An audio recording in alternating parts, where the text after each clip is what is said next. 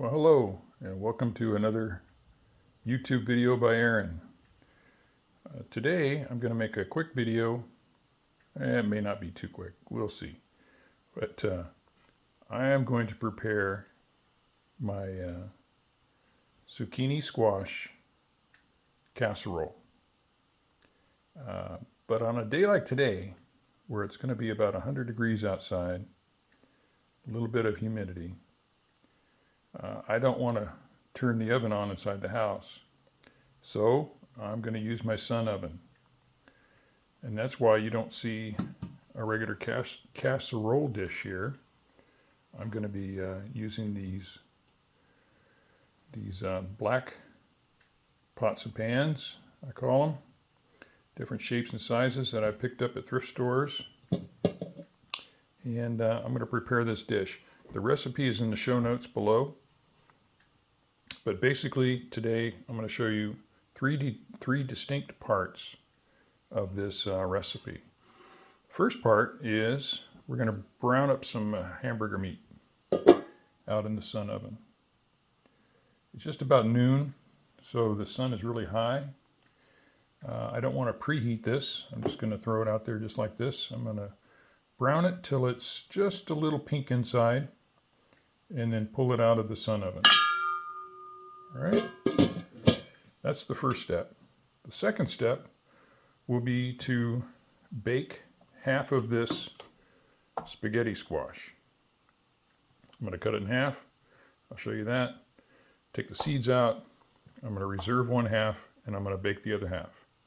So then I'll have browned hamburger meat. That's 93.7 on the percentage, just my preference. And so I'm going to have browned hamburger meat. I'm going to have half of a baked zucchini squash. And those are the two first steps. And then the last step, or the third step, is I'm going to put it all together, probably back in this dish or this pan, and cook all the ingredients in the recipe together and make a spaghetti sauce zucchini squash. You know what I'm talking about. It's going to have some marinara sauce. It's going to have some hamburger meat. It's going to have lots of this delicious, very healthy spaghetti squash and a few other delicious items thrown in. So let's get to it. First we're going to brown the meat. And here's the star of the show. This is a sun oven by Sun Oven. Sunoven.com. I've had this for maybe five or more years. I use it during the summer mainly, and I really like it. It's fairly expensive, and I can't remember right off the top of my head what I spent for it, but it wasn't cheap. There's plenty of designs online to make something just as good as this.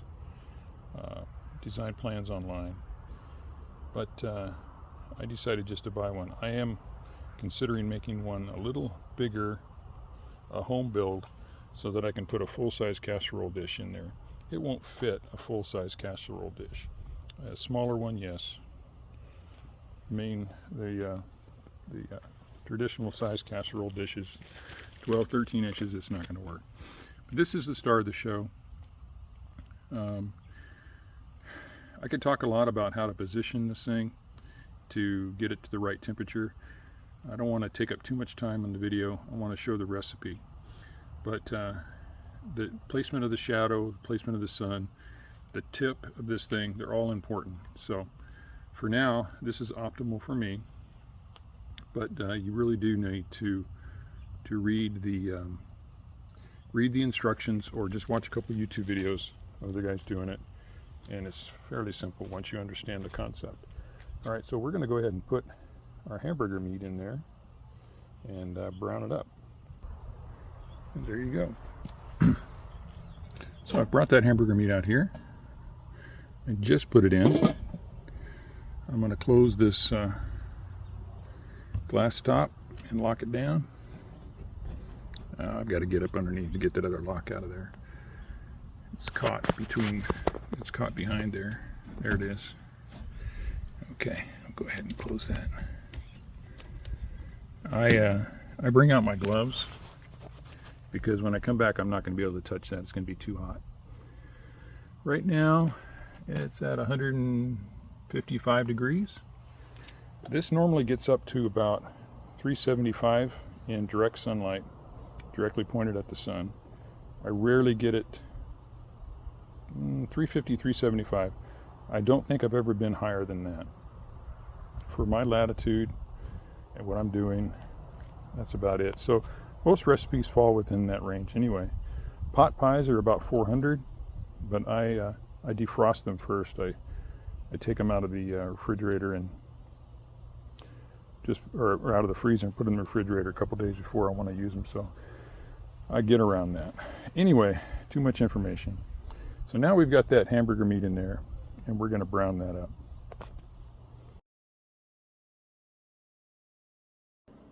All right.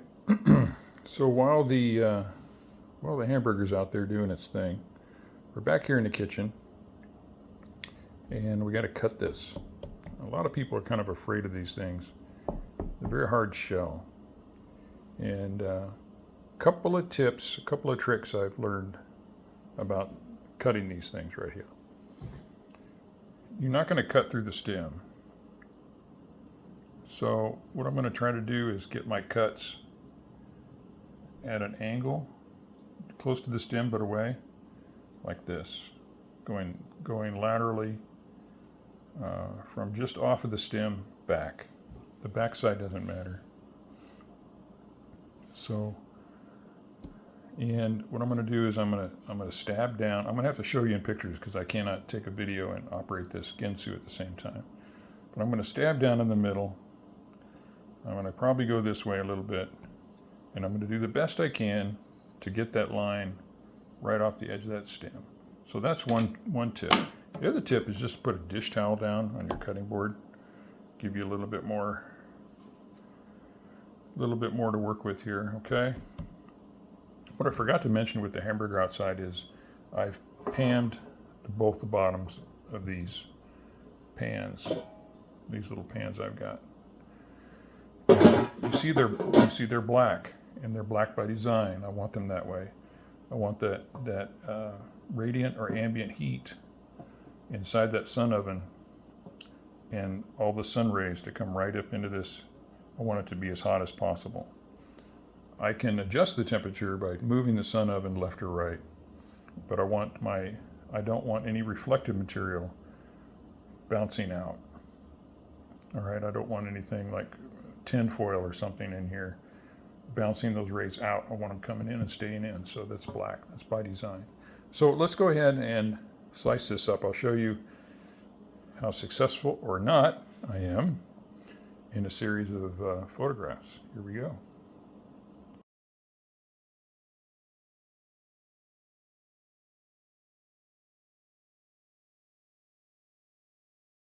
All right, hamburger has been out here for half an hour, and it is actually more done than I wanted it to be. A little bit of pink left. That's right where it should be. I wish I had a little bit more, but that'll be fine. So this is done. I'm taking this back in the house. Highest temperature I read was 300.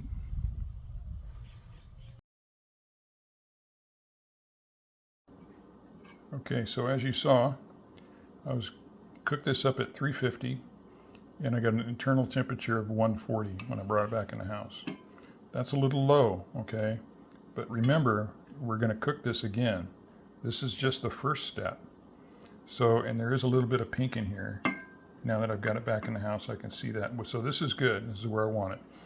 I'm going to cook it more in the third step. So an internal temperature of 40 is not worrying me. This is going to be cooked completely thoroughly in the final casserole step. So setting the hamburger aside, and what we're going to do next is scoop the seeds out. I will reserve these seeds, and I might try to roast them in the sun oven tomorrow. Just like pumpkin seeds, okay? So I'm going to scoop all that out. Then what I'm going to do is I'm going to take half of this, probably this half, and I'm going to very lightly coat it with olive oil. And I'm going to bring it over here.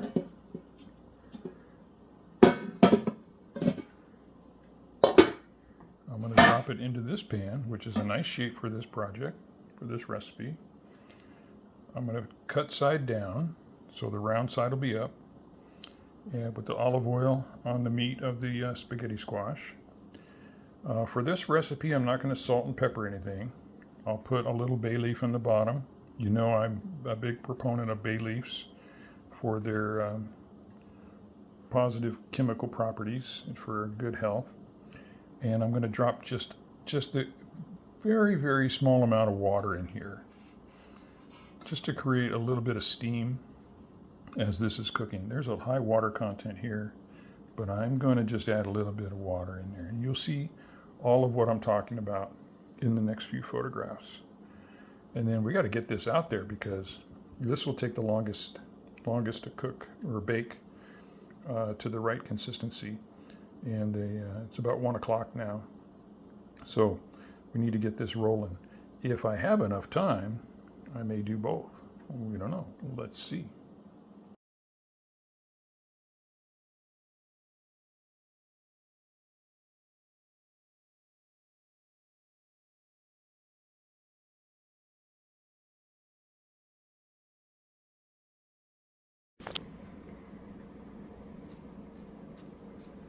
Okay, so we're back here in the kitchen. It is 60 minutes later. Look at that. That's what you're looking for. That's why they call it spaghetti squash. I have taken this out of the sun oven. I observed 350 degrees in the sun oven. And the sun is starting to dip in the sky, so I'll have to go out and adjust the oven a little bit.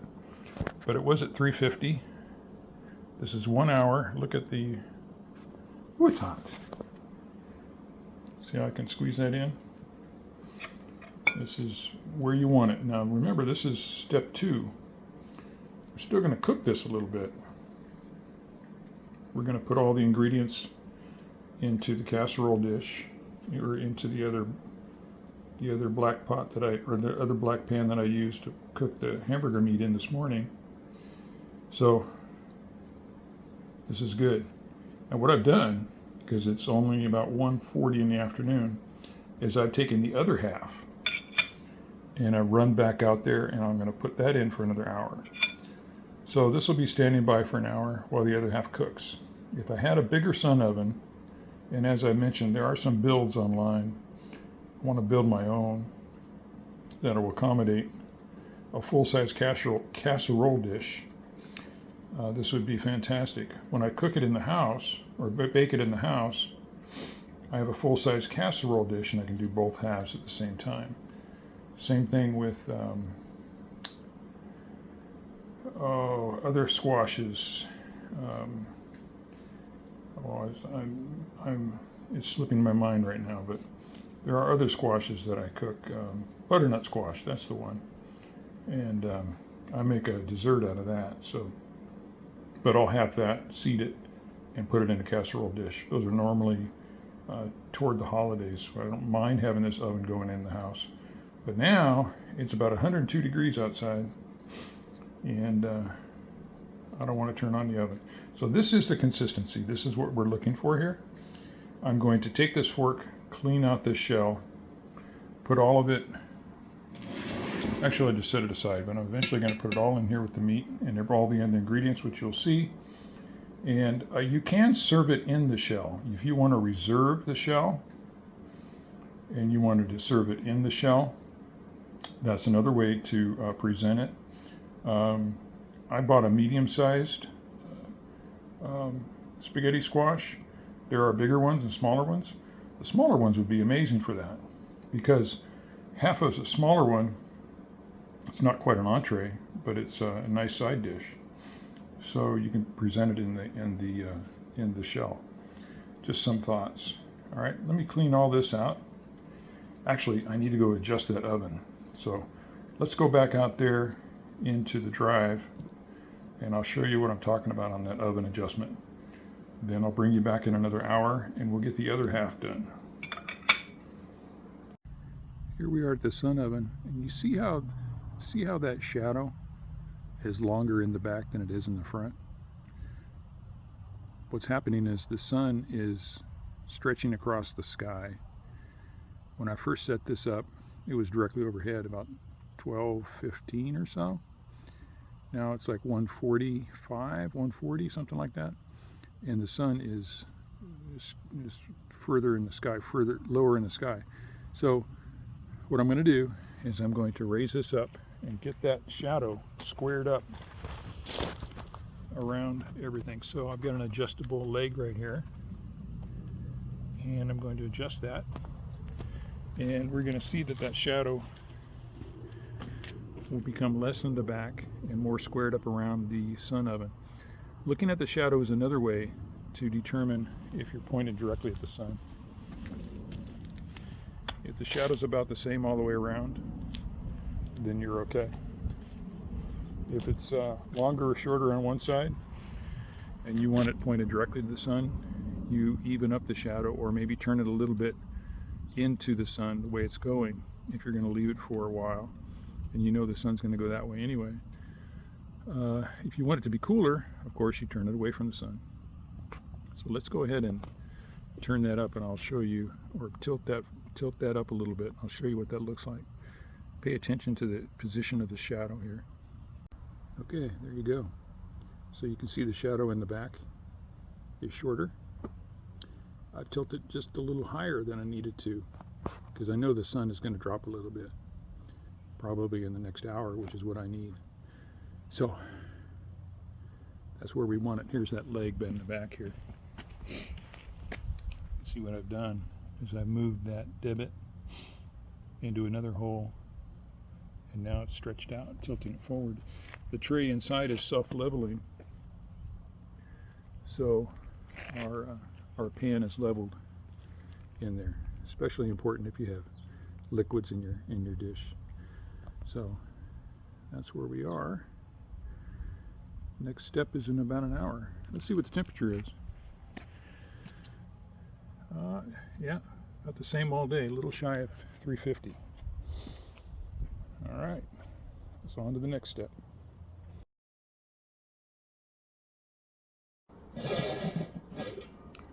Okay, so here we are at the end, or at the beginning of stage 3, the third part.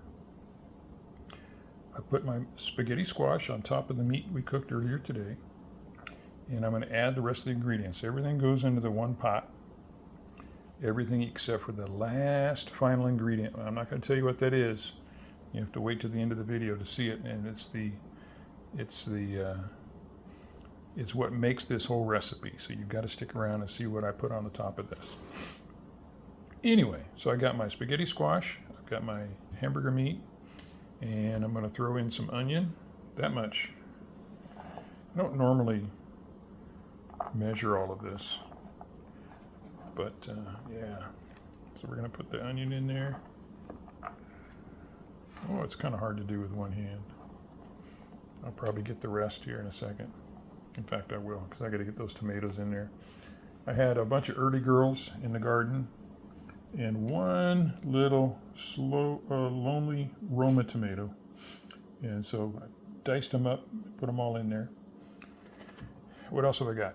I've got just a jar of very inexpensive marinara sauce. This doesn't have any meat in it. It's just pasta sauce. That's it. Straight up pasta sauce. Okay. I've got a little bit of minced garlic, 1 spoon of that, one regular spoon of that, and then some Italian seasoning, which is important because the marinara sauce isn't the most exciting thing in the world. This is just plain old pasta sauce. So the two of those together are going to be amazing. I have found using too much of this is no good. So I start off easy and add.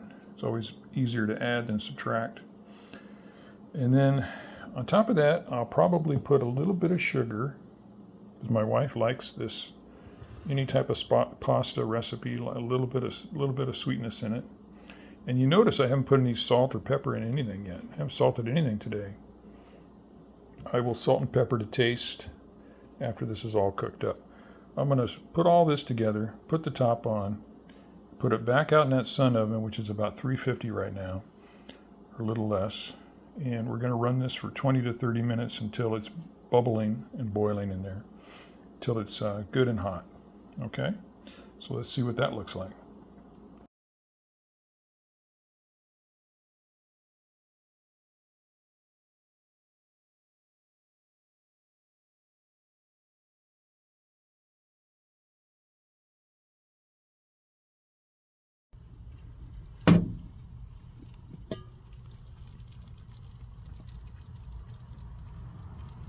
There you go. The power of the sun.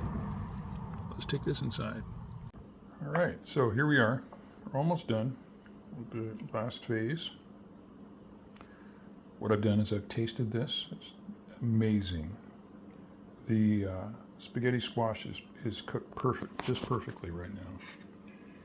And what I've done is I've added some salt, pepper, and a little bit more Italian seasoning. So I've added some salt and some ground pepper. And there's the secret recipe back there. Of course, you've got to have some mozzarella cheese, right? And according to my wife's instructions, more is better when it comes to mozzarella cheese. So we're going to put some mozzarella on here. Let's just do that right now. See if I can get everything in place here. Doing it left-handed. Yeah, we're going to cover this with mozzarella. I didn't stir the spices in. I like leaving them on top.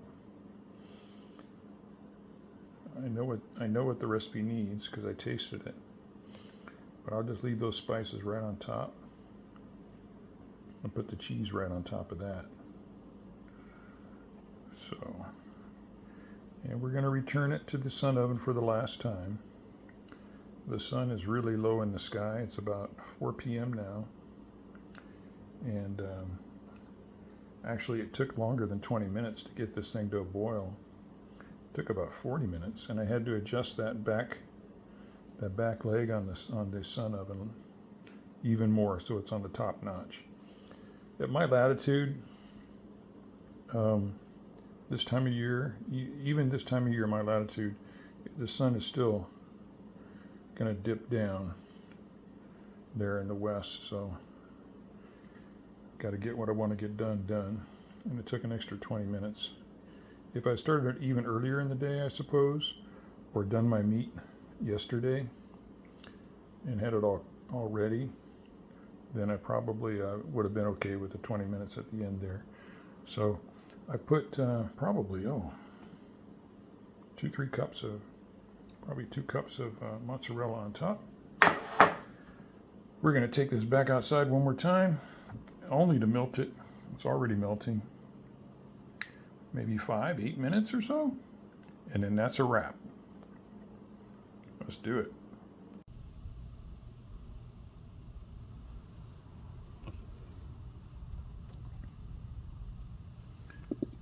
It smells amazing. There you go. There you are, friends. That is spaghetti squash casserole, marinara sauce with, of course, some mozzarella on top. Boy, I might even be able to put some more mozzarella on there, I guess. Anyway, that is the end product. Thanks for staying with me and going through this little recipe. As I've said, I have the recipe down in the show notes at the bottom. It is hot out here, so I'm going to pick this up, get back in the kitchen, let it cool down for a little bit, and then serve it up. All right, friends, until next time, this is Aaron signing off. Thank you. Have an awesome day. Bye-bye.